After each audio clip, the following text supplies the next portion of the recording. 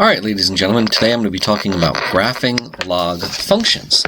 And so to start graphing log functions, I have graphed in front of us here an exponential function, f of x is equal to 2 to the x power. I know this is 2 to the x because it goes through the point 1, 2, and it also has its y-intercept at 0, 1.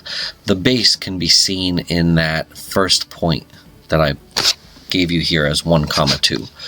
So this is an exponential function. We know that the domain of this exponential function is all real numbers, and that the range of f is greater than 0. All real is greater than 0. All right. It does have a horizontal asymptote along the x-axis. That horizontal asymptote, it really only applies to the left of our exponential because this is an increasing exponential versus, a decreasing would have that horizontal asymptote effect on the right. Okay? Now, the inverse, of course, we know is the function that is flipped over the line y equals x.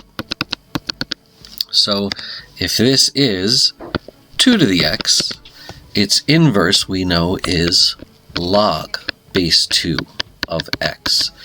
And this log function has a important point here, 1, 0. That's one of our strategic points that I want you to trace out when you're transforming this function. The domain of this log is reals greater than 0. It only exists to the right of the y-axis here, and its range is all real numbers. The log function, instead of having a horizontal asymptote, we often draw in a vertical asymptote because you can see the graph kind of snuggles up to the y-axis here from the right and shoots down to negative infinity, and that's our log graph. Okay? So let's take a look at what a couple different bases look like when we graph them. So we've graphed exponential functions and taken a look at their bases. So here we've got 2 to the x, 3 to the x, and 5 to the... I wrote those in the opposite order, reverse order. Sorry about that. This is 2 to the x, 3 to the x, and 5 to the x. Notice how 5 to the x is above. It gets bigger faster on the right. It still goes through the point 0, 1, but because the base is bigger, it gets bigger quicker.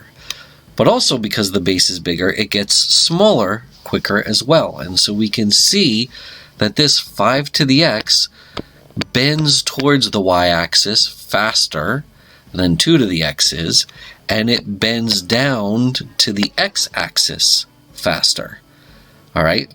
So the bigger exponent, it's closer to the y-axis, and then over here, closer to the x-axis. Well, when this comes to logs, that means log base 5 to the x is going to bend, instead of closer to the y-axis there, it's going to bend closer to the x-axis as we go off to the right, and then it's going to stay closer to the y-axis, right? This is my log base 5 of x, is this graph right here, this bluish graph right here. It bends closer to the y-axis there. But all of these log functions essentially still exist to the right of the y-axis and just curve, as such. All of them have that y-axis asymptote, and all of them still go through that point 1, 0. Okay? So I don't care if we're transforming log base 2 of x, log base 3 of x, log base 10 of x, they will all have this kind of shape to them when we sketch out their graph, okay? and transform them. And so those are basic graphs, and those are, how the change of the base kind of messes with it, okay? Let's take a look at a couple reflections. So here I have log base 2 of x, and here it is being reflected over the y-axis. That is, positive x values are now negative x values, and so on, and it still has that vertical asymptote here. So to reflect across the x-axis, this graph is log base 2 of negative x, right? Reflecting over the x-axis, right? Still going through that point 1, 0, but this is my log base 2 of x here. Flipping it over the x-axis is the opposite of log base 2 of x. I would also like to point out that we know that 1/2 to the x is the same thing as 2 to the negative x. That flips you, that reciprocating the base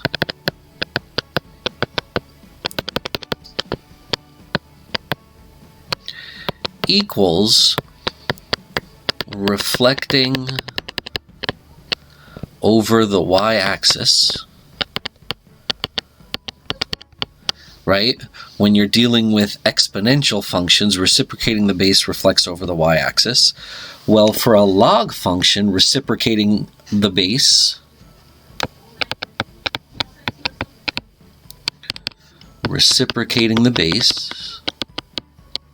because it is the inverse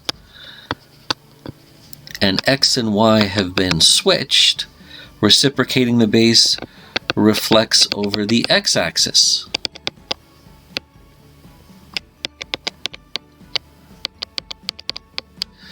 So this means that negative log base 2 of x is equivalent to log base 1/2 of x. That reciprocating that base in your log gives you this reflection over the x-axis, okay? So this is the same thing as log base 1/2.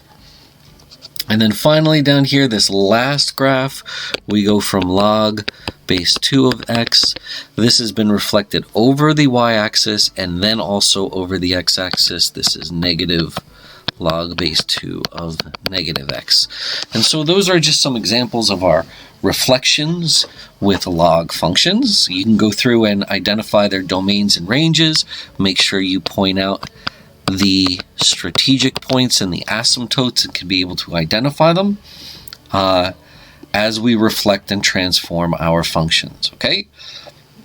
So, what I mean by that is if we start with this graph, log base 2 of x, and if I transform it by log base 2 of x minus 3, which we know shifts right 3,